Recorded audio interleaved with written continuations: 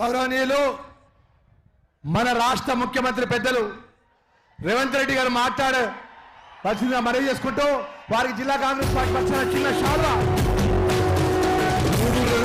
జెండా బట్టి సింగమూలే కదిలినాడు అందరూ కాంగ్రెస్ సూర్యుడు మన రేవంత్ అన్న నిగ్గదీసి అడిగే మునగాడు విడు భూమిన వానైతాడు విరసాదల ధైర్యం.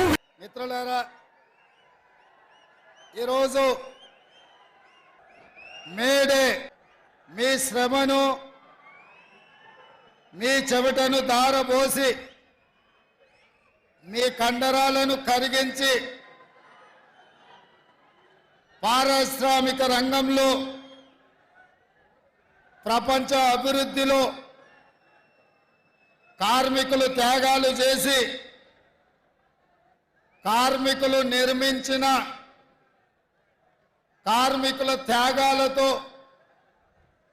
కార్మికుల పోరాటంతో ఏర్పడ్డ ఈ తెలంగాణ రాష్ట్రంలోని సింగరేణి కార్మికులు, ఆర్టీసీ కార్మికులు, విద్యుత్ కార్మికులు, మా రిక్షా ఆటో కార్మికులకు అందరికీ కూడా మేడే శుభాకాంక్షలు తెలియజేస్తున్నా.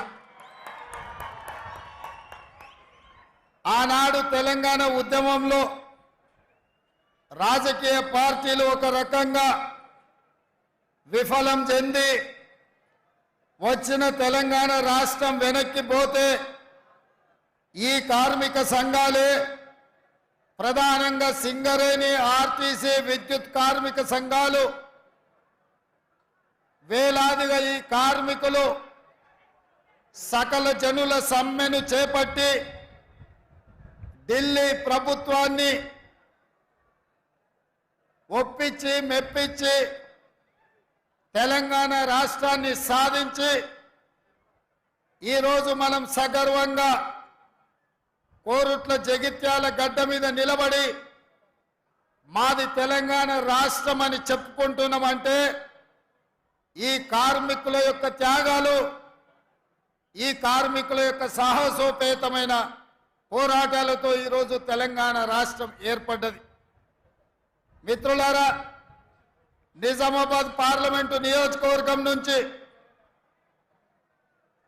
పెద్దలు జీవన్ రెడ్డి గారిని, శ్రీమతి సోనియా గాంధీ, శ్రీ మల్లికార్జున్ ఖర్గే గారు, శ్రీ రాహుల్ గాంధీ గారి ఆదేశాల మేరకు కాంగ్రెస్ పార్టీ అభ్యర్థిగా ఈ ఎన్నికల రంగంలో తెలంగాణ కాంగ్రెస్ నిలబెడితే ఈ కార్యక్రమాన్ని జిల్లా పార్టీ అధ్యక్షుడు అడ్లూరి లక్ష్మణ్ గారి అధ్యక్షతన పెద్దలు మిత్రులు శ్రీధర్ బాబు గారు, మిత్రుడు మంత్రివర్యులు పొన్నం ప్రభాకర్ గారు, పెద్దలు సుదర్శన్ రెడ్డి గారు, మహమ్మద్ అలీ షబ్బీర్ గారు, భూపాల్ రెడ్డి ఎమ్మెల్యే గారు, జిల్లా పార్టీ అధ్యక్షుడు మానాల మోహన్ రెడ్డి గారు, మా మిత్రుడు ఎమ్మెల్సీ కార్యనిర్వాహక అధ్యక్షుడు మహేష్ గౌడ్ గారు, అదేవిధంగా సిపిఐ రాష్ట్ర జాతీయ నాయకులు చాడా వెంకటరెడ్డి గారు, వేదిక మీద చాలా మంది పెద్దలు, రాష్ట్ర పార్టీ నాయకులు, జిల్లా పార్టీ నాయకులు, మండల పార్టీ నాయకులు, గ్రామ శాఖ అధ్యక్షులు, ప్రాణ సమానులైన కాంగ్రెస్ పార్టీ కుటుంబ సభ్యులందరి కూడా, అదేవిధంగా ఇక్కడి కాంగ్రెస్ పార్టీ మొన్న ఎన్నికల అభ్యర్థి మీ అభిమాన నాయకుడు జువ్వాది నరసింహరావు గారికి అందరికీ కూడా మనస్ఫూర్తిగా అభినందనలు, కృతజ్ఞతలు. మిత్రులారా, ఈ ఎన్నికలు ఆషామాషి ఎన్నికలు కాదు. 17 సార్లు ఈ దేశంలో పార్లమెంటు ఎన్నికలు జరిగినాయి. ఇప్పుడు జరగబోతున్న ఎన్నికలు 18వ పార్లమెంటు ఎన్నికలు. ఈ 18వ పార్లమెంటు ఎన్నికలకు గతంలో జరిగిన ఎన్నికల కంటే భిన్నంగా ఎంతో ప్రత్యేకమైన పరిస్థితులు ఈరోజు దేశంలో నెలకొన్నాయి.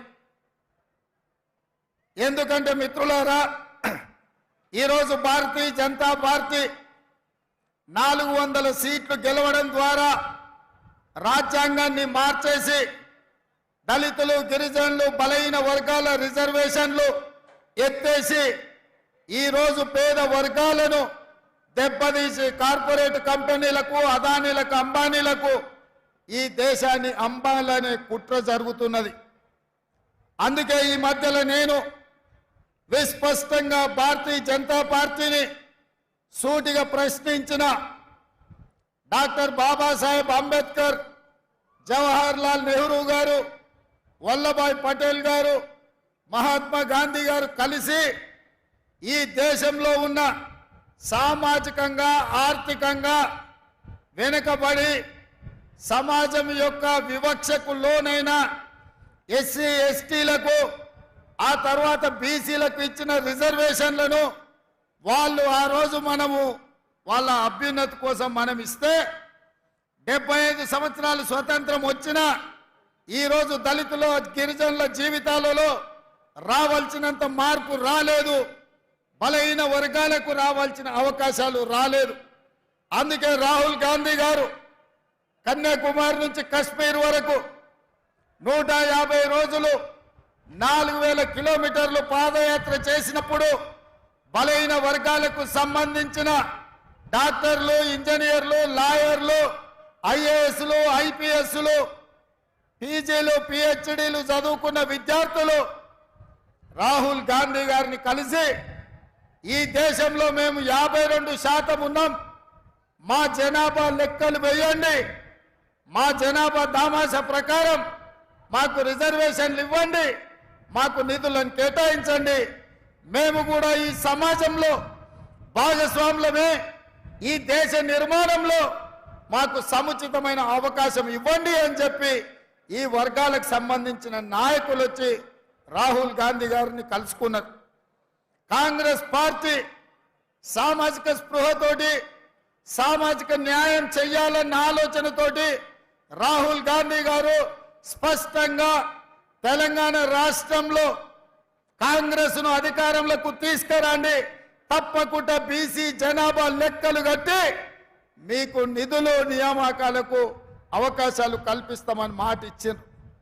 ఆ మాట ప్రకారం ఇవాళ ఈ దళితులు గిరిజనులు బలహీన వర్గాలు కాంగ్రెస్ కు అండగా నిలబడి 10 సంవత్సరాలు తెలంగాణ రాష్ట్రాన్ని పట్టి పీడించి ఈ రాష్ట్రాన్ని సర్వనాశనం చేసి 10 ఏళ్లలో 100 ఏళ్లకు సరిపోయే విధ్వంసం చంద్రశేఖరరావు చేసి ఈ రాష్ట్రాన్ని దోసుకుంటుంటే మీరందరూ కలిసికట్టుగా అండగా నిలబడి ఈనాడు ఇందిరమ్మ రాజ్యాన్ని కాంగ్రెస్ ప్రభుత్వాన్ని తీసుకొచ్చింది. మరి ఇవాళ నేను అడుగుతున్న మిత్రులారా, మా బలహీన వర్గాల సోదరులను నేను అడుగుతున్నా, మా దళితులను మా గిరిజనులను నేను అడుగుతున్నా, మీ అండతోని మీ ఆశీర్వాదంతోని ఇవాళ ఈ తెలంగాణ రాష్ట్రానికి ముఖ్యమంత్రిగా బాధ్యతలు చేపట్టిన నేను, మా మిత్రుడు శ్రీధర్ బాబు గారు, మా మిత్రుడు పొన్నం ప్రభాకర్ గారు ఈరోజు బలహీన వర్గాలను జనాభాను లెక్క పెట్టండి అని మంత్రివర్గంలో పాస్ చేసినాం, శాసనసభలో తీర్మానం చేసినాం, దానికి సంబంధించి నిధులు కేటాయించినాం.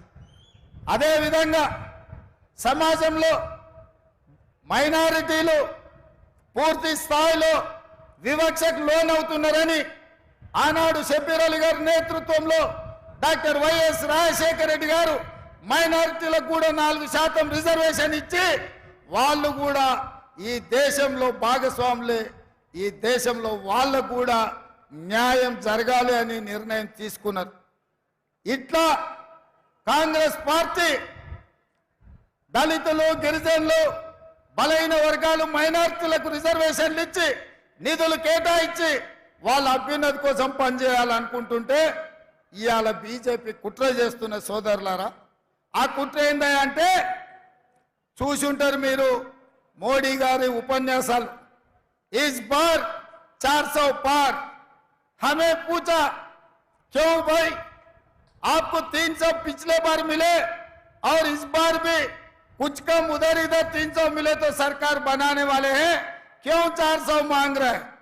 तो भारतीय जनता पार्टी के लोग ये कह रहे हैं कि पार्लियामेंट में 2/3 मेजॉरिटी अगर उन लोगों को मिले तो वो संविधान को बदलने के लिए मौका मिलेगा అంటే ఈసారి 400 సీట్లు వస్తే రాజ్యాంగాన్ని మార్చాలంటే పార్లమెంటులో 2/3 మెజారిటీ ఉండాలి.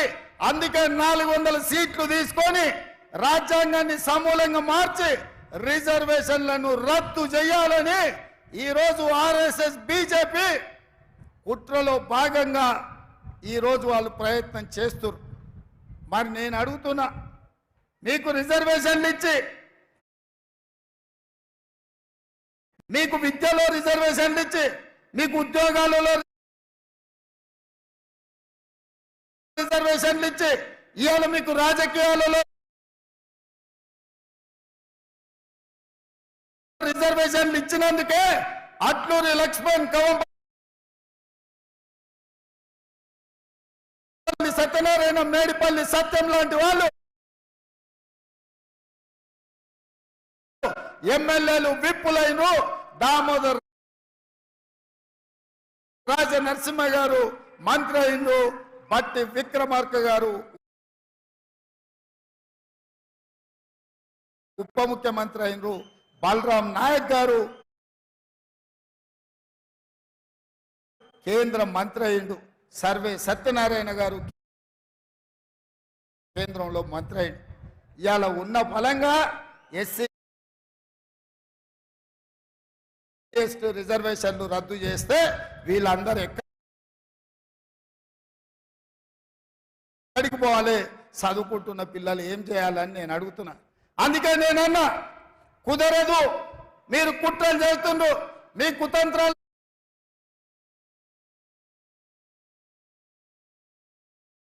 తిప్పి కొడతామని వాళ్ళ రాజే ఎజెండా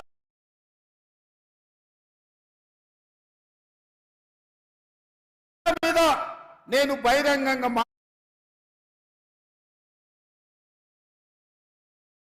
మాట్లాడిన భారతీయ జనతా పార్టీని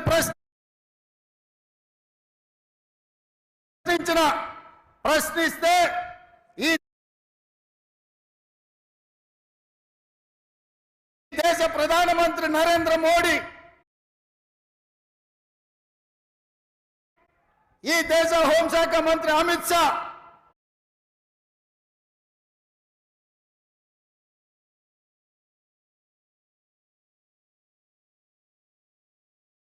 నా మీద పగబట్టి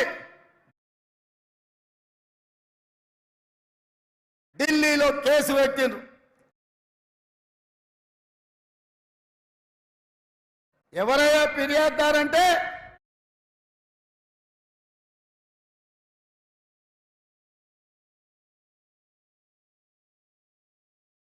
కేంద్ర హోంశాఖను స్వయంగా పోయి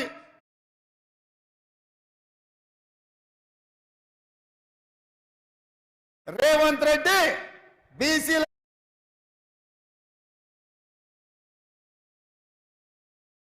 ఎస్సీలను ఎస్టీలను జాగృతం చేస్తుండు. వాళ్ళ రిజర్వేషన్ల రద్దు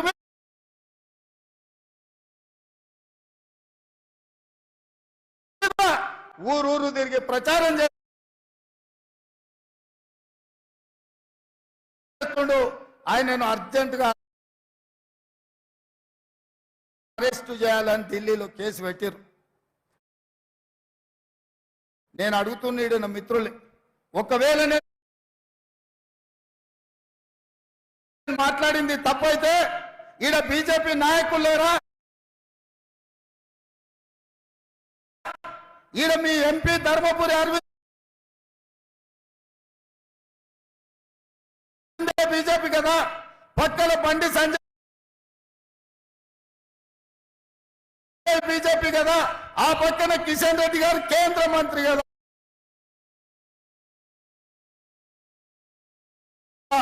తెలంగాణలో ఎందుకో కేసు పెట్టలేదు, ఎందుకో ఫిర్యాదు చేయలేదంటే ఈడీ ఇన్కమ్ ట్యాక్స్ సిబిఐ కాదు,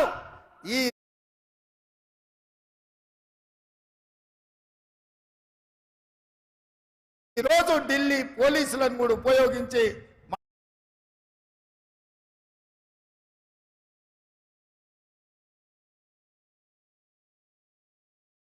మనల్ని భయపెట్టాలని చూస్తారు.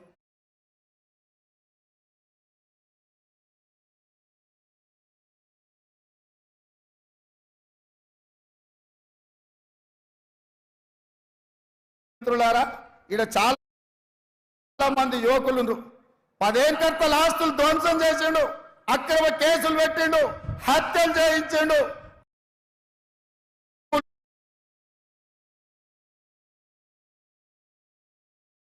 లేదు తిరగబడి చంద్రశేఖర్ రావును బొందబెట్టిరు మొన్న జరిగిన డిసెంబర్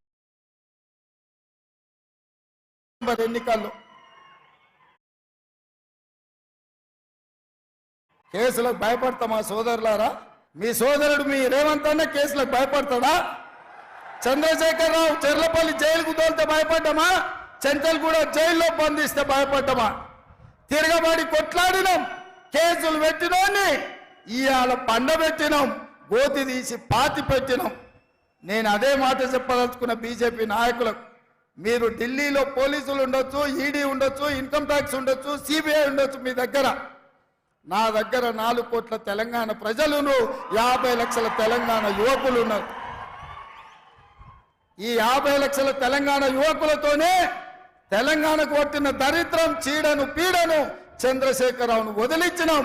మా వాళ్ళ దెబ్బకు చంద్రశేఖరరావు నడుము ఇరిగి బోర్ల బొక్కలు వాడి బొక్కలు ఇరిగి బోర్ల పడ్డాడు.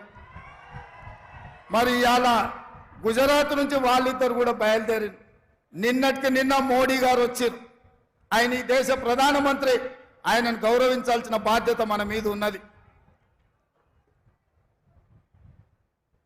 ఒక ప్రధానమంత్రిగా, వయసులో పెద్దవాడిగా, 13 సంవత్సరాలు ముఖ్యమంత్రిగా, 10 సంవత్సరాలు ప్రధానమంత్రిగా చేసిన నరేంద్ర మోడీ గారిని, వయసులో చిన్నవాడిని, మొదటిసారి ముఖ్యమంత్రి అయిన వాడిని తప్పకుండా వారిని గౌరవిస్తా, వారు ఎదురు పడితే నమస్కారం కూడా పెడతా. కానీ నరేంద్ర మోడీ గారు ఈ దేశ ప్రధానమంత్రిగా కాకుండా గుజరాత్ వాడిగా తెలంగాణకు వచ్చి తెలంగాణలో మనల్ని తిట్టిండు, మనల్ని శాపించిండు, మనల్ని దెబ్బతీయాలని కుట్ర చేస్తున్నాడు. ఎవరైనా ఎన్నికలప్పుడు వస్తే ఈ ప్రాంతానికి ఏమి ఇస్తారో, ఈ ప్రాంతానికి ఏం తెస్తారో చెప్పాలి. ఇవాళ నిన్న అది చెప్పలేదు. గతంలో కాంగ్రెస్ పార్టీ బయ్యారం ఉక్కు కర్మాగారం ఇచ్చింది, దాన్ని రద్దు చేసిండు. రైల్వే కోచ్ ఫ్యాక్టరీ ఇచ్చిండు కాజీపేటలో, రద్దు చేసిండు. ITIR కారిడార్ ఇచ్చిండు, రద్దు చేసిండు. IIM IITలు ఇచ్చిండు, రద్దు చేసిండు. పాలమూరు రంగారెడ్డి ఎత్తిపోతల పథకానికి జాతీయ హోదా ఇస్తే రద్దు చేసిండు. అంతెందుకు, మీ గుండె బాండ్ పేపర్ రాసిచ్చాడు, 5 రోజులలో పసుపు బోర్డు ఇస్తా అని. 5 ఏళ్ళైనా ఇయ్యలే. నరేంద్ర మోడీ గారు ఏమైనా అది చెప్తారేమని నేను అనుకున్నా. నిజామాబాద్కు పసుపు బోర్డు ఇస్తా అన్నాం, ఇస్తున్నాం తీసుకోండి ఆ రైతులకు అని. చక్కెర కర్మాగారాన్ని ఇయ్యాలొచ్చి మాటలు చెప్తున్నాడు ఆయన. పసుపు గిట్టుబాటు ధర లేదు, ఎర్రజొన్నలు గిట్టుబాటు ధర లేదు, మొక్కజొన్న గిట్టుబాటు ధర లేదు. మీ చెరుకు కర్మాగారం తెరిచే పరిస్థితులు లేవు. ఇవేమీ చెప్పలే. కాంగ్రెస్ పార్టీని ఈ దేశంలోనే లేకుండా చెయ్యాలి అని వారు అంటున్నారు. కాంగ్రెస్ ముక్త్ భారత్ అంటున్నాడు. నేను అడుగుతున్నా, కాంగ్రెస్ ముక్త్ భారత్ అంటే మేము ఇచ్చిన రిజర్వేషన్లు రద్దు చేయడమే కదా? కాంగ్రెస్ ముక్త్ భారత్ అంటే మేము ఇచ్చిన తెలంగాణను అవమానించడమే కదా? దీనికోసం నరేంద్ర మోడీ గారు 7 విమానాలు వేసుకొచ్చి మెదక్ జిల్లాలో మీటింగ్ పెట్టి మనల్ని తిట్టిపోతాడా? ఇదే కాదు, నేను ముఖ్యమంత్రి అయిన తర్వాత వారిని కలిసిన, హైదరాబాద్ నగరానికి మెట్రో రైలు కావాలి, మా నగరం విస్తరించింది, విశ్వ నగరం అయ్యింది, దీనికి మెట్రో రైలుకు అనుమతులు ఇవ్వండి, నిధులు ఇవ్వండి అన్న పైసలు ఇవ్వలే, ఆ మాట ఊసెత్తలే. మూసీ రివర్ ఇవాళ మురికి కూపంగా మారింది. హైదరాబాద్ లో ఉండే కాలుష్యం అంతా మూసీ చెరువులోనే, మూసీ రివర్ లోనే పోతుంది. దాన్ని ప్రక్షాళన చేసి మూసీ రివర్ ఫ్రంట్ చేయాలి, మూసీ రివర్ డెవలప్మెంట్ ఫ్రంట్ కావాలి అని అడిగిన, ఏమాత్రం ఇయ్యలేదు. హైదరాబాద్ నగరానికి దాహర్తిని తీర్చడానికి ఇవాళ కృష్ణా జలాలను అదనంగా తరలించాలని అడిగిన, మనకి ఇవ్వలేదు. పాలమూరు రంగారెడ్డి ఎత్తిపోతల కోసం 90 TMCల నీటి కేటాయింపులు జరగాలి, కర్ణాటకను ఒప్పించి మా నీళ్లు మాకు కేటాయించండి అని అడిగిన, ఆ మాట కూడా మాట్లాడలే.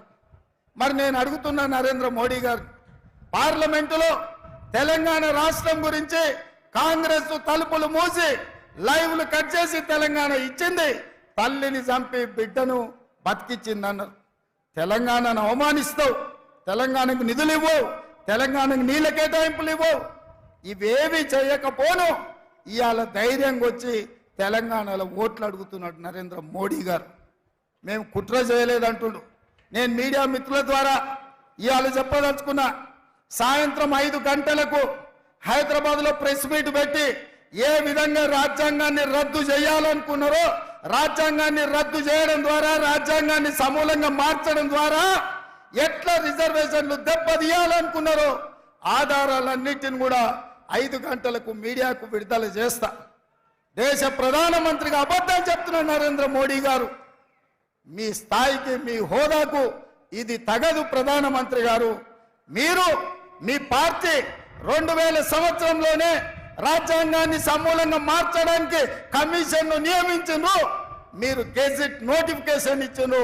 సాయంత్రం 5 గంటలకు 2000 సంవత్సరంలో రాష్ట్రపతి ప్రసంగంలో రాజ్యాంగం మార్పు గురించి బీజేపీ ప్రభుత్వం ప్రస్తావించింది, పార్లమెంటుల్లో ప్రకటన చేసింది. ఈ వివరాలన్నిటిని కూడా ఈరోజు దేశ ప్రజలకు నేను విడుదల చేయదలుచుకున్నా. నేను మీరు రాజ్యాంగాన్ని మార్చాలనుకుంటుంటే, రిజర్వేషన్లు రద్దు చేయాలనుకుంటుంటే అది వద్దు. ఈ దేశంలో దళితులు, గిరిజనులు ఇంకా ఆర్థికంగా చితికిపోయి ఉన్నారు. రిజర్వేషన్ ఉండాలి, వాళ్ళకే కాదు బీసీలకు కూడా రిజర్వేషన్లు ఇవ్వాలి అని నేను చెప్పిన. దానికోసం నా మీద కేసు పెడతావా? ఆ కేసులకు భయపడతానా? నేను 20 ఏళ్ల నుంచి ఎన్నో ఒడిదుడుకులను చూసినా, ఎన్నో ఆటుపోట్లను చూసినా. ఇవాళ మీరు అనుకుంటుందేమో గుజరాత్ నుంచి వచ్చి తెలంగాణ మీద పెత్తనం చేస్తామని. అందుకే 4 కోట్ల తెలంగాణ ప్రజలకు, మా 50 లక్షల నిరుద్యోగ యువకులకు నేను విజ్ఞప్తి చేస్తున్నా, ఇది తెలంగాణ పౌరుషానికి, గుజరాత్ ఆధిపత్యానికి ఈ ఎన్నికల్లో పోటీ. చూద్దాం తెలంగాణ పౌరుషం గెలుస్తుందో, గుజరాత్ ఆధిపత్యం గెలుస్తుందో నేను చూస్తా. మా రాష్ట్రం నుంచి వచ్చి, నా రాష్ట్రానికి వచ్చి, నా రాష్ట్ర నడిగడ్డ మీద నిలబడి ఈ రాష్ట్ర ముఖ్యమంత్రిని బెదిరిస్తున్నావంటే తెలంగాణ సమాజం ఎట్టిదో గుడ్డిదో కాదు. నువ్వు భయపడితే భయపడడానికి ఇక్కడ ఎవరు అమాయకులు లేరు.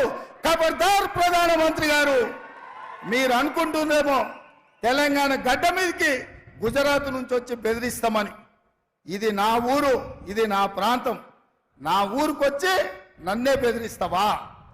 నేనేం మాట్లాడినా రిజర్వేషన్లు రద్దు చేయొద్దని అడిగిన, రాజ్యాంగాన్ని మార్చొద్దని అన్నా. ఒకవేళ నీకు నచ్చితే నా మాట విను, నచ్చకపోతే నా ఇష్టం. రాజ్యాంగం మారితే రిజర్వేషన్లు రద్దు చేస్తానని ప్రజల్ని ఓట్లు అడుగు, ప్రజలే తీర్పిస్తారు ఎవరి పక్కన నిలబడాలను. అంతే తప్ప మీరు ఆలోచన చేయండి సోదరులారా. పక్కూరోడు మన ఊరికి వచ్చి మన ఊరు చౌరస్తలు నిలబడి మనల్ని అవమానించే విధంగా మన ఊరు వాళ్ళను తిట్టు ఊరుకుంటే మనం ఊరుకుంటామా? ఉంటామా? మనకేమన్నా విభేదాలు ఉండొచ్చు, మనకు భిన్నాభిప్రాయాలు ఉండొచ్చు, కానీ మన ఊరు గౌరవం వచ్చినప్పుడు ఊరంతా ఏకంగా కావాల్సిన అవసరం ఉందా లేదా ఒక్కసారి ఆలోచన చేయండి. ఇవాళ నన్ను 1 తారీఖు నాడు అంటే ఇవాళ ఢిల్లీలో పోలీస్ స్టేషన్లో హాజరుగామని హుకుం జారీ చేసిండు అమిత్ షా గారు. ఏం దౌర్జన్యమయ్యా ఇది? నేను ఇవాళ కోరుట్లలో మీటింగ్ పెట్టుకున్నా, సాయంత్రం కుక్కట్పల్లిలో పెట్టుకున్నా, ఆ తర్వాత శేర్లింగంపల్లి పెట్టుకున్నా, రేపు జగిత్యాలకు వస్తున్నా.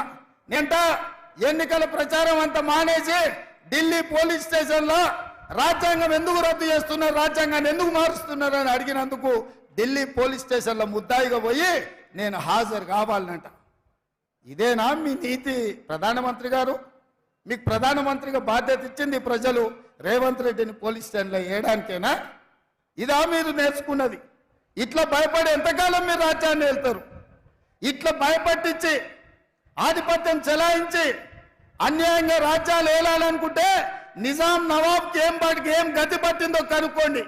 రజాకర్ల పరిస్థితి ఎక్కడికి పోయిందో మీరు ఒక్కసారి తెలుసుకోండి.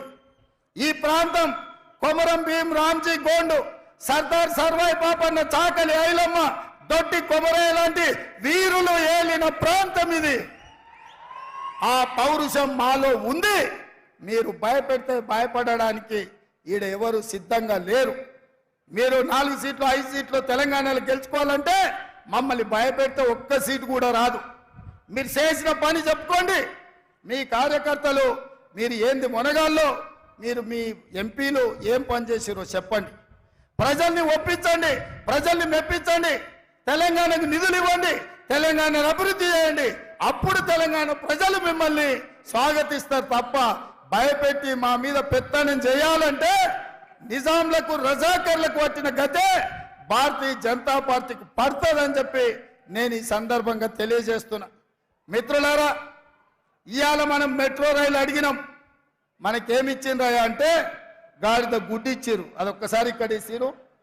సీనన్నకు అదొక్కసారి ఇట్లే ఒకటి జీవనాన్న గుడి, ఒకటి జీవనాన్న గుడి.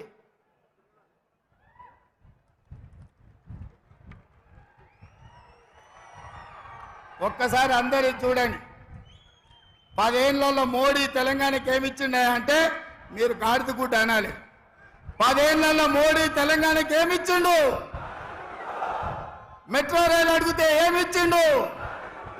మూసీ నిధులు అడిగితే ఏమిచ్చిండు? పాలమూరు రంగారెడ్డి ఎత్తిపోతల జాతీయ ప్రాజెక్ట్ అడిగితే ఏమిచ్చిండు? బయ్యారం ఉక్కు కర్మాగారం అడిగితే ఏమిచ్చిండు? కాజీపేట రైల్వే కోచ్ ఫ్యాక్టరీ అడిగితే ఏమిచ్చిండు? ఐటీఐడిఆర్ కార్డిఆర్ అడిగితే ఏమిచ్చిండు? ఇవాళ తెలంగాణ రాష్ట్రానికి మోడీ ఏం తెచ్చిండంటే గాడిద గుడ్డు తెచ్చిండని చెప్పాలి. మిత్రులారా, నిన్న మోడీ తెలంగాణకు వచ్చిండు, మనకేం తెచ్చిండు? గట్టిగా ఢిల్లీకి వినిపించాలి. నిన్న మోడీ తెలంగాణకు వచ్చిండు, మనకేం తెచ్చిండు? భారతీయ జనతా పార్టీ తెలంగాణకి ఏమిచ్చింది? అరవింద్ నిజామాబాద్కి ఏం తెచ్చిండు? ఈ గాడిద గుడ్డు తెచ్చిన వాళ్ళకు తెలంగాణ ప్రజలు ఓట్లేయాలనా? పెద్దలు జీవన్ రెడ్డి గారు మీ అభ్యర్థి. నేను ఒక మాట చెప్పదలుచుకున్నా. మిత్రులారా, చాలా మందికి పదవి వస్తే వాళ్ళ పరపతి పెరుగుద్ది, పదవి వస్తే వాళ్ళ గౌరవం పెరుగుద్ది, పదవి వస్తే వాళ్ళకు వన్నె వస్తుంది. కానీ పెద్దలు జీవన్ రెడ్డి గారు 1981లో సమితి ప్రెసిడెంట్గా ఎన్నికైన కాడి నుంచి ఇవాళకి 43 సంవత్సరాలైంది. 6 సార్లు ఎమ్మెల్యేగా, ఓసారి ఎమ్మెల్సీగా, మంత్రిగా ఎన్నో రకాలుగా వారు ప్రజా జీవితంలో ఉన్నారు. వారి వల్ల పదవులకు వన్నె వచ్చింది తప్ప ఏ రోజు కూడా జీవన్ రెడ్డి గారు ఆ పదవులను అడ్డం పెట్టుకొని అధికారం చెలాయించడానికో అవినీతికి పాల్పడడానికో ఏ రోజు కూడా ఆ పదవిని వాడుకోలే. నాకంటే ఎక్కువ కోరుట్ల జగిత్యాల ప్రజలకు తెలుసు, కరీంనగర్ నిజామాబాదు బిడ్డలకు తెలుసు. అందుకే ఇవాళ వాస్తవంగా వారిని నేను కరీంనగర్ నుంచి పోటీ చేయమని రిక్వెస్ట్ చేసిన. గతంలో వారు చేశారు కాబట్టి వారు అన్నారు, ముఖ్యమంత్రి గారు నా వయసు దాదాపుగా 68కి వచ్చింది, నేను నా ప్రాంత ప్రజల మధ్యలోనే ఉండాలనుకుంటున్నా. అందుకే జగిత్యాల ఎక్కడ ఉన్నదో, కోరుట్ల ఎక్కడ ఉన్నదో ఆ పార్లమెంటు నిజామాబాద్ పార్లమెంటు నుంచే ఆ ప్రాంతంలో రైతులు ఉన్నారు. ఎర్రజొన్న రైతుల సమస్యలు ఉన్నాయి, చెరుకు రైతుల సమస్యలు ఉన్నాయి, ఒట్లు వండించడంలో గిట్టుబాటు ధర అవసరం ఉంది. అదే విధంగా పసుపు కావచ్చు, ఈ ప్రాంతంలో సోయాబీన్ కావచ్చు, మొక్కజొన్నలు కావచ్చు, అత్యధికంగా మామిడి తోటలు ఇలా రీసెర్చ్ సెంటర్ పెట్టాలని మామిడి తోటల రైతులకు అండగా నిలబడాలి. నేను శాశ్వతంగా నా ప్రాంత రైతాంగానికి రుణపడి ఉన్న నా చివరి క్షణం వరకు, ఆఖరి ఊపిరి వరకు ఈ ప్రాంత రైతులకు అండగా నిలబడాలి. నాకు అవకాశం ఇవ్వండి నిజామాబాద్ నుంచి అని పెద్దలు చెప్పాను. నేను సోనియా గాంధీ గారికి, రాహుల్ గాంధీ గారికి చెప్పిన, లేదు పెద్దలు జీవన్ రెడ్డి గారు ఈసారి నిజామాబాద్ నుంచే పోటీ చేయాలనుకుంటున్నారు, వారు విజ్ఞప్తిని మనము నిర్ణయం తీసుకోవాలి అని. వారు ఒకవేళ అట్లానే అనుకుంటే ఏం అభ్యంతరం లేదు, నిజామాబాద్ నుంచి పోటీ పెట్టు, మరి గెలిపించే బాధ్యత నీది సుదర్శన్ రెడ్డిదని నాకు చెప్పిండ్రు. ఎందుకంటే కోరుట్ల జగిత్యాల ఒక రకమైన వాతావరణం, మిగతా నిజామాబాద్లో ఇంకొక రకమైన వాతావరణం. అందుకోసం మరి ఎట్లా అంటే నేను వారికి చెప్పిన నిజామాబాద్ జిల్లాలో ఉండే భూపత్ రెడ్డి కావచ్చు, ఎరావత్ అనిల్ కావచ్చు, సుదర్శన్ రెడ్డి కావచ్చు, మానాల మోహన్ రెడ్డి కావచ్చు, సునీల్ రెడ్డి కావచ్చు, వినయ్ రెడ్డి కావచ్చు, మహేష్ కుమార్ గౌడ్ గారు కావచ్చు, మహమ్మద్ అలీ షబ్బీర్ గారు కావచ్చు, వాళ్ళందరినీ కలుపుకొని ఖచ్చితంగా నిజామాబాద్ పార్లమెంట్లో పెద్దలు జీవన్ రెడ్డి గారిని గెలిపించి ఢిల్లీకి పంపిస్తా. రేపు ఇండియా కూటమి కేంద్ర ప్రభుత్వంలో వారిని వ్యవసాయ మంత్రిగా చేయాలి. వాస్తవంగా నా మంత్రివర్గంలో అత్యంత కీలకమైన మంత్రిగా వారు ఉండాలి అని నేను భావించిన. కానీ జగిత్యాల అనుకోని పరిస్థితుల్లో ఫలితాలు తారుమారైనాయి. కానీ కొన్నిసార్లు ఓటమి కూడా అదృష్టాన్ని తెలుస్తుంది. నేను కొడంగల్ ఓడిపోయినా అందరు అయిపోయింది అనుకున్నారు. ఎంబడే మల్కాజ్గిరిలో ఎంపీకి గెలిపించారు. తర్వాత పిసిసి అధ్యక్షుడైన ఆ తర్వాత ఈ రాష్ట్రానికి ముఖ్యమంత్రి అయిన మీరు ఆశీర్వదిస్తే అంటే కొడంగల్ ఓటమి నాకు నష్టం తెచ్చిపెట్టలే, కొడంగల్ ఓటమి నాకు లాభాన్ని తెచ్చిపెట్టింది. నేను కూడా మొన్న జరిగిన జగిత్యాల ఎన్నికల్లో జీవనన్న ఓటమి ఇప్పుడు ఎంపీగా గెలిచి ఢిల్లీకి వెళ్ళి కేంద్ర వ్యవసాయ మంత్రిగా తెలంగాణ రాష్ట్రానికి అవసరమైన నిధులు తేవడానికి 100% వారు ఉపయోగపడతారని నేను విశ్వసిస్తున్నా. అందుకే వారు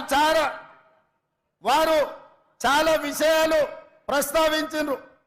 నరసింహరావు గారు కూడా రత్నాకరరావు గారికి చేసిన పనులు ఈ ప్రాంతం యొక్క పనుల గురించి ప్రస్తావించడం జరిగింది.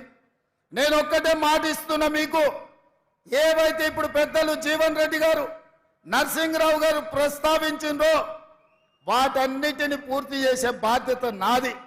మరి 2 నియోజకవర్గాలలో 1,00,000 మెజార్టీ ఇచ్చే బాధ్యత మీది. మీరు సిద్ధమా 1,00,000 ఇవ్వడానికి? కోరుట్ల జగిత్యాలలో జీవనన్నకు 1,00,000 మెజార్టీ రావాలి. మీరు ఇస్తారు కదా? మీరు 1,00,000 ఇస్తే మీకు 100 కోట్లు నిధులు ఇచ్చే బాధ్యత నాది. ఈ ప్రాంతాన్ని అభివృద్ధి చేసే బాధ్యత నాది. ఈ సీటు గెలిస్తే బీజేపీ పన్నుతున్న కుట్రలు, రాజ్యాంగంలో మార్పు, రిజర్వేషన్ల రద్దు జరగదు. ఇవాళ రిజర్వేషన్లు ఉండాలి అంటే పెద్దలు జీవన్ రెడ్డి గారు గెలవాలి. ఇవాళ రాజ్యాంగం మీద దాడి జరుగుతుంది. ప్రజాస్వామిక వాదులందరూ ఆలోచన చెయ్యండి. ఈ ఎన్నికలు ఆషామాషి ఎన్నికలు కాదు అని నేను అందుకే మళ్ళొక్కసారి చెప్తున్న మిత్రులారా, ఇది మన సమాజానికే పెను ప్రమాదం దాపురించి ఉన్నది. అందుకే ఈరోజు అమిత్ షా గారు కూడా వస్తున్నారు. వారైనా చెప్పాలి ఎందుకు బీసీ జనాభా లెక్కలు వద్దంటున్నారు, బీసీ జనాభాకు రిజర్వేషన్లు ఎందుకు పెంచొద్దంటున్నారు. అమిత్ షా గారు ఈరోజు తెలంగాణలో సమాధానం చెప్పాలి. వారు ఈరోజు తెలంగాణ పర్యటన చేస్తున్నారు. తెలంగాణ ప్రజలకు అమిత్ షా గారు సమాధానం చెప్పాలి. బీజేపీ ప్రభుత్వం కుట్రల్ని తిప్పికొట్టే బాధ్యత తెలంగాణ కాంగ్రెస్ పార్టీ తీసుకోవాలి. నేను మళ్ళొక్కసారి విజ్ఞప్తి చేస్తున్నా, ఈ 2 నియోజకవర్గాల నుంచి 1,00,000 మెజార్టీ ఇవ్వాల్సిందిగా మీ అందరినీ కోరుకుంటున్నా. మీరు సిద్ధమేనా? 1,00,000 సిద్ధమేనా? 1,00,000 మెజార్టీ సిద్ధమేనా? సిద్ధమన్న వాళ్ళందరూ చేయి పైకెత్తండి. జై కాంగ్రెస్, జై జై కాంగ్రెస్. హస్తం గుర్తుకే. ధన్యవాదాలు మిత్రులారా. 3 రంగుల జెండా బట్టి సింగమోలే కదిలినాడు ఒక్కరు కాంగ్రెస్ సూర్యుడు. మన రేవంత్ అన్న నిగ్గదీసి అడిగే మొనగాడు. వీడు భూమిన వానైతాడు, సాధన ధైర్యం వీడు, దొంగ దొరల భరతం పడతాడు. మన రేవంత్ అన్న పేద ఇంటికి పండుగ తెస్తాడు.